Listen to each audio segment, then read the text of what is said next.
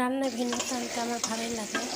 যদিও রান্না করতে পছন্দ করি, সময়ের অভাবে অনেকটা সময় দিতে পারি না। তারপরে ছুটির দিনে তো অবশ্যই দিতেই হবে। তারপরে সকাল সকাল রান্নায় তো আজকে রান্না করব কবুতর। কবুতরের মাংস তো ভুলে আমরা সবাই খাই, তো অন্যকে কী নামে কীভাবে খান অবশ্যই কমেন্টে জানাবেন। আমি কিন্তু নতুন আলু দিয়ে ঘাটি করেও খাই, খুব মজা লাগে। তো নতুন আলু এখন নাই, তো লাউ দিয়ে কিন্তু এই কবুতর রান্না করে দেখবেন একদিন অবশ্যই, এত টেস্টি হয়। আর দেশি যেহেতু কবুতর, এগুলো চেনা কবুতর ছিল।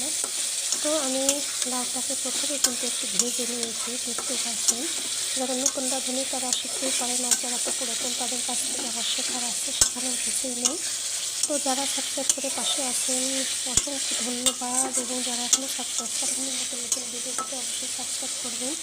তো কষিয়ে নিয়ে এরকমভাবে আসলে প্রত্যেকেই আমরা জানি যে কষিয়ে যতটা কষানো হবে ততটাই কিন্তু তরকারিটা মশলা কষিয়ে নিয়ে রান্না করলে মজা লাগে।